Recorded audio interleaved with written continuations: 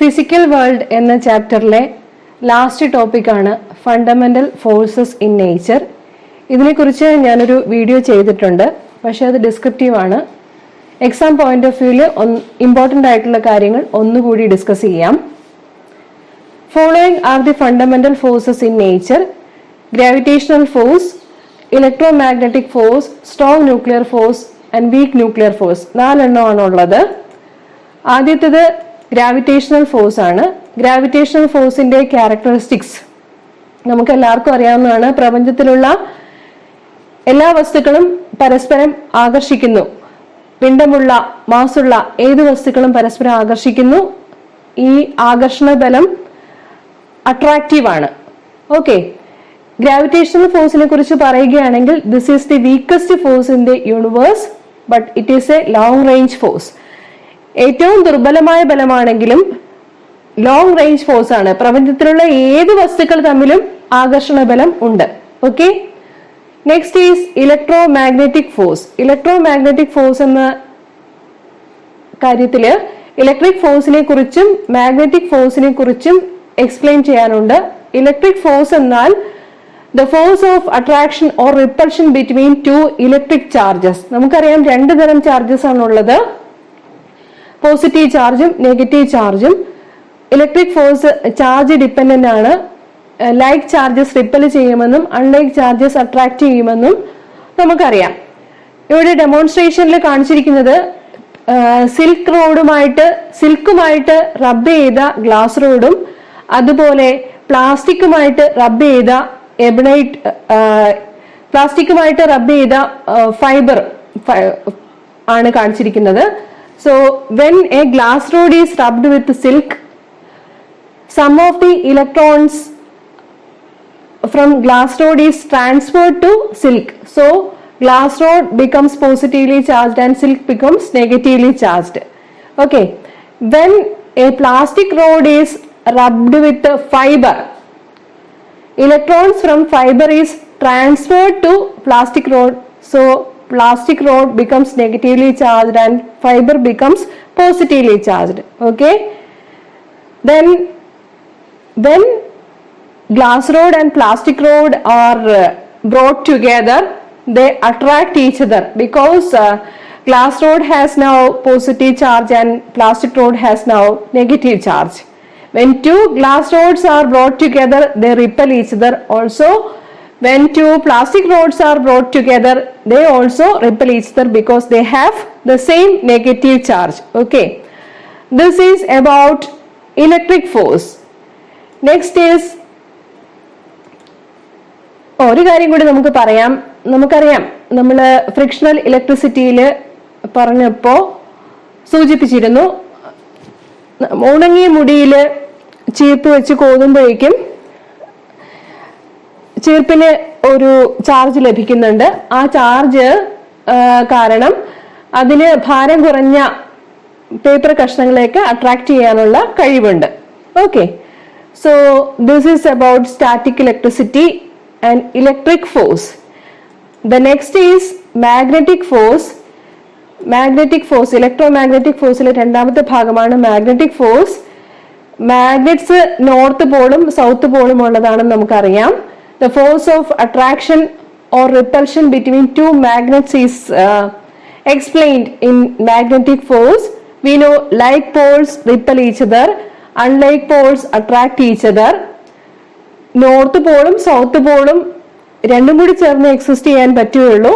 North പോളിന് സ്വന്തമായിട്ടോ south പോളിന് മാത്രമായിട്ടോ എക്സിസ്റ്റ് ചെയ്യാൻ സാധിക്കുകയില്ല. പക്ഷേ ചാർജസിന്റെ കാര്യത്തിലാണെങ്കിൽ പോസിറ്റീവ് ചാർജിന് മാത്രമായിട്ട് എക്സിസ്റ്റ് ചെയ്യാം, അല്ലെങ്കിൽ നെഗറ്റീവ് ചാർജിന് മാത്രമായിട്ട് എക്സിസ്റ്റ് ചെയ്യാം. പക്ഷേ ഈ മാഗ്നറ്റിന്റെ കാര്യത്തിൽ അത് സാധ്യമല്ല. നോക്കിക്കോളൂ, 2 മാഗ്നറ്റ്സ് കൊണ്ടുവരുമ്പോൾ നോർത്ത് പോളും സൗത്ത് പോളും ആണെങ്കിൽ അവ അട്രാക്ട് ചെയ്യും. 2 നോർത്ത് പോളാണ് അടുത്തേക്ക് കൊണ്ടുവരാൻ ശ്രമിക്കുന്നതെങ്കിൽ ഒരിക്കലും അട്രാക്ഷൻ ഉണ്ടാവുകയില്ല, റിപ്പൽഷൻ ആയിരിക്കും. അതുപോലെ 2 സൗത്ത് പോളുകളാണ് അടുത്തേക്ക് കൊണ്ടുവരാൻ ശ്രമിക്കുന്നതെങ്കിൽ അവിടെയും റിപ്പൽഷൻ ആയിരിക്കും ഉണ്ടാവുക. ഒരിക്കലും അവ ആദ്യത്തെ കേസിൽ കാണിച്ചതുപോലെ അട്രാക്ട് ചെയ്ത് നിൽക്കുകയില്ല. Okay, next is strong nuclear force. നമ്മുടെ സ്ട്രോങ് ന്യൂക്ലിയർ ഫോഴ്സ് എന്ന് പറയുന്നത് it acts between the nucleons, അതായത് protons and neutrons of an atom. നമുക്കറിയാം ന്യൂക്ലിയസിലുള്ളത് പ്രോട്ടോൺസും ന്യൂട്രോൺസുമാണ്. അവ തമ്മിലുള്ള ആകർഷണ ബലത്തെ സംബന്ധിക്കുന്ന ഫോഴ്സ് ആണ് സ്ട്രോങ് ന്യൂക്ലിയർ ഫോഴ്സ്. ഈ force strongest force in the universe എന്ന് പറയാൻ സാധിക്കും. ന്യൂക്ലിയസിന്റെ വലിപ്പം നമുക്കറിയാം. ന്യൂക്ലിയസിന്റെ റേഡിയസ് 10⁻⁻14 മീറ്റർ ആണ്. ന്യൂക്ലിയർ റേഞ്ചിലാണ് സ്ട്രോങ് ന്യൂക്ലിയർ ഫോഴ്സ് അനുഭവപ്പെടുക. അതുകൊണ്ട് തന്നെ സ്ട്രോങ് ന്യൂക്ലിയർ ഫോഴ്സിന്റെ റേഞ്ച് എന്ന് പറയുന്നത് വളരെ കുറവാണ്, 10⁻⁻14 മീറ്റർ ആണ്. ഇത് ന്യൂക്ലിയോൺസിന്റെ സ്പിന്നിനെ ഡിപ്പെൻഡ് ചെയ്യുന്നു. സ്പിൻ എന്ന് പറഞ്ഞാൽ വലിയ ക്ലാസ്സുകളിൽ ആണ് ഡീറ്റെയിൽഡ് ആയിട്ട് പഠിക്കാനുള്ളത്. അപ് സ്പിന്നും ഡൗൺ സ്പിന്നും ഒക്കെ ഡിസ്കസ് ചെയ്യാനുണ്ട്. ഈ സ്ട്രോങ് ന്യൂക്ലിയർ ഫോഴ്സ് ആക്ട് ചെയ്യുന്നത് പ്രോട്ടോൺസും തമ്മിലും പ്രോട്ടോൺസും ന്യൂട്രോൺസും തമ്മിലുമാണ് ആക്ട് ചെയ്യുന്നത്. ന്യൂട്രോൺസും ചാർജ് ഇല്ലാത്തവയാണ്. അപ്പോ നമുക്ക് പറയാൻ പറ്റും it is charge independent. Okay, പിന്നെ അടുത്തതായിട്ട് നമുക്ക് പറയാനുള്ളത് വീക്ക് ന്യൂക്ലിയർ ഫോഴ്സിനെ കുറിച്ചാണ്. വീക്ക് ന്യൂക്ലിയർ ഫോഴ്സ് ആക്ച്വലി നിങ്ങളുടെ സ്കോപ്പിനേക്കാളും പുറത്തുള്ള കാര്യങ്ങളാണ് വീക്ക് ന്യൂക്ലിയർ ഫോഴ്സിൽ പറയുന്നത്. നമ്മുടെ ചില മൂലകങ്ങളൊക്കെ എടുക്കുമ്പോഴേ അവയുടെ ന്യൂക്ലിയസിൽ നിന്നും റേഡിയോ ആക്റ്റീവ് ഡീകേ സംഭവിക്കുന്നതിന് പിന്നിലെ ശക്തിയാണ് ഈ വീക്ക് ന്യൂക്ലിയർ ഫോഴ്സ് എന്ന് പറയുന്നത്. ഫോർ എക്സാമ്പിൾ, ബീറ്റ ഡീകേ നടക്കുമ്പോൾ വീക്ക് ന്യൂക്ലിയർ ഫോഴ്സ് ആണ് പ്രബല ശക്തി എന്ന് പറയുന്നത്. The force associated with beta decay of A nucleus is known as week nuclear force. Okay, the week nuclear force is not as weak as the gravitational force but much weaker than the strong nuclear and electromagnetic forces.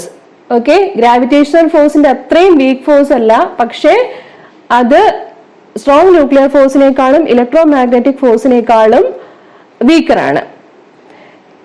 Week nuclear ഫോഴ്സിന്റെ range എന്ന് പറയുന്നത് 10⁻⁻16 metre ആണ്. Okay, ഇനി ബോക്സിൽ കാണിച്ചിരിക്കുന്ന കാര്യമാണ് exam point of വ്യൂവിൽ ഏറ്റവും ഇമ്പോർട്ടന്റ് ആയിട്ടുള്ളത്. അതായത് നമ്മുടെ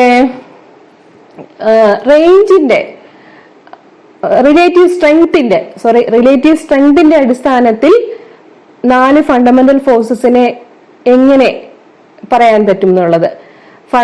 റിലേറ്റീവ് സ്ട്രെങ്തിന്റെ അവരോഹണ ക്രമത്തിലോ ആരോഹണ ക്രമത്തിലോ ക്ലാസിഫൈ ചെയ്യാൻ എപ്പോഴും പരീക്ഷയ്ക്ക് ചോദിക്കുന്നതാണ്. സ്ട്രോങ്സ്റ്റ് ഫോഴ്സ് എന്ന് പറയുന്നത് സ്ട്രോങ് ന്യൂക്ലിയർ ഫോഴ്സ് ആണ്. Then comes electromagnetic force, then week nuclear force and the weakest force is gravitational force. So ഈ കാര്യങ്ങളൊക്കെ ഒന്ന് മനസ്സിലാക്കി വെച്ചേക്കുക. സ്ട്രോങ് ന്യൂക്ലിയർ ഫോഴ്സ് പോലെ തന്നെ വീക്ക് ന്യൂക്ലിയർ ഫോഴ്സും ന്യൂക്ലിയസിൽ മാത്രം സംഭവിക്കുന്ന ഒരു ശക്തിയാണ്. ഉദാഹരണത്തിന് വീക്ക് ന്യൂക്ലിയർ ഫോഴ്സ് ആണ് റേഡിയോ ആക്റ്റീവ് മൂലകങ്ങളിലെ പ്രോട്ടോണുകളെ ന്യൂട്രോണുകളെ പ്രോട്ടോണുകളുമായി മാറാൻ സഹായിക്കുന്നത്. ഈ പ്രവർത്തനം നടക്കുമ്പോൾ വിവിധ തരം എലിമെന്ററി പാർട്ടിക്കിളുകളുടെ എമിഷനോ അബ്സോർപ്ഷനോ ഒക്കെ സംഭവിക്കുന്നുണ്ട്. ഓക്കെ, അപ്പോൾ വീക്ക് ന്യൂക്ലിയർ ഫോഴ്സ് കുറച്ച് അഡ്വാൻസ്ഡ് ആണ് മനസ്സിലാക്കാനുള്ളത്. പിന്നീട് കൂടുതൽ ഡീറ്റെയിൽഡ് ആയിട്ട് നമുക്ക് പഠിക്കാം. Fundamental forces in nature exam point of വ്യൂവില് ഇമ്പോർട്ടന്റ് ആണ്, നന്നായി പഠിക്കണം. ഓക്കെ,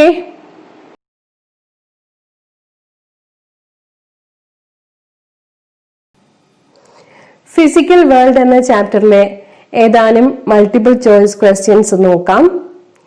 മൾട്ടിപ്പിൾ ചോയ്സ് ക്വസ്റ്റ്യൻസ് ആണ് പലപ്പോഴും എക്സാമിന് വരാറുള്ളത്. ഈ ഭാഗത്ത് നിന്ന് first question, what is the scientific principle behind computers? First option digital logic, second total internal reflection, third superconductivity, fourth Bernoulli's principle. Digital logic ആണല്ലേ, അപ്പൊ നമുക്ക് അത് മാർക്ക് ചെയ്യാം, ഡിജിറ്റൽ ലോജിക് എന്ന്. ഇനി force of attraction, mutual attraction between any two objects by virtue of masses, ഏതാണ്? Gravitational force ആണ്. അടുത്ത question, the force which binds the protons and neutrons in a nucleus. Strong nuclear force explain ചെയ്തിരുന്നു. ആ option കൊടുത്തു നോക്കി. തെറ്റാണെങ്കിൽ നമുക്ക് പിന്നീട് മാറ്റി കൊടുക്കാമേ.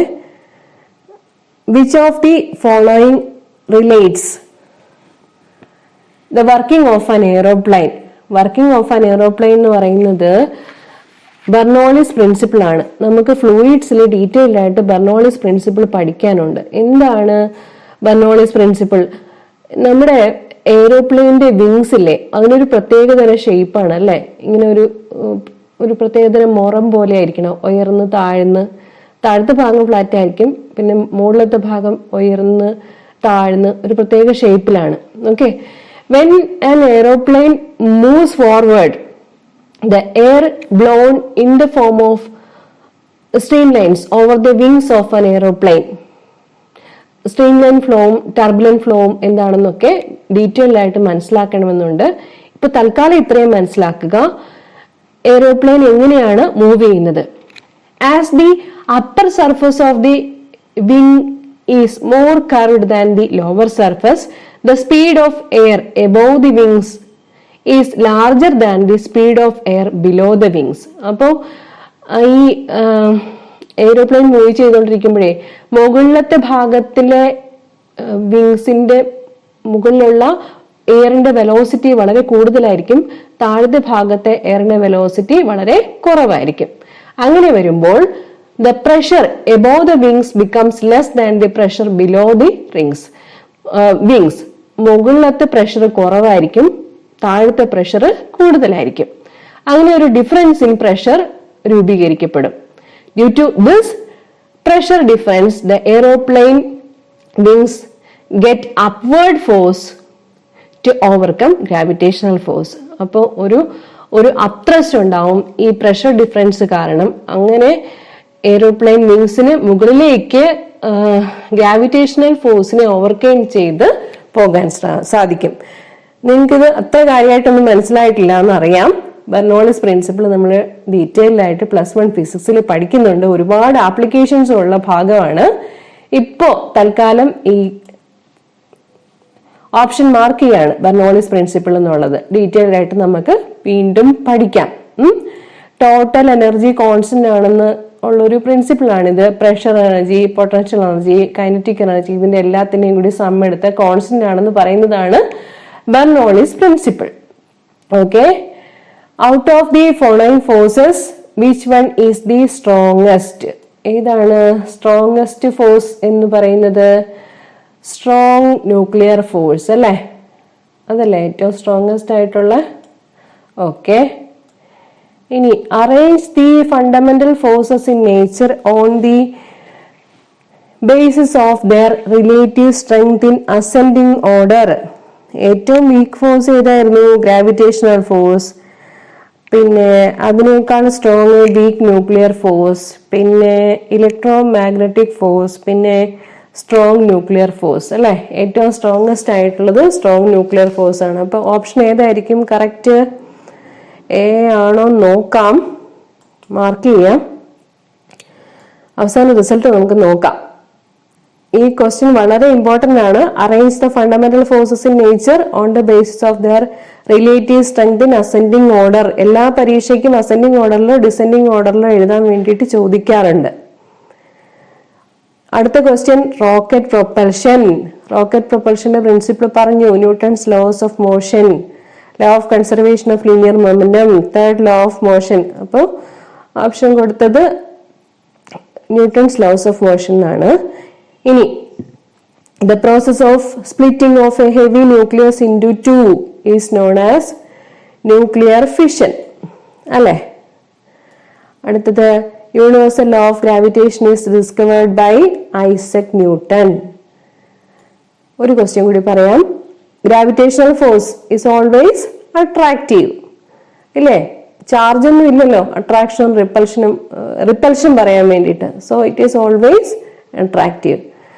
10 ക്വസ്റ്റ്യന്റെ ആൻസേഴ്സ് നമ്മൾ മാർക്ക് ചെയ്തു. റിസൾട്ട് എങ്ങനെയാണെന്ന് നോക്കാം.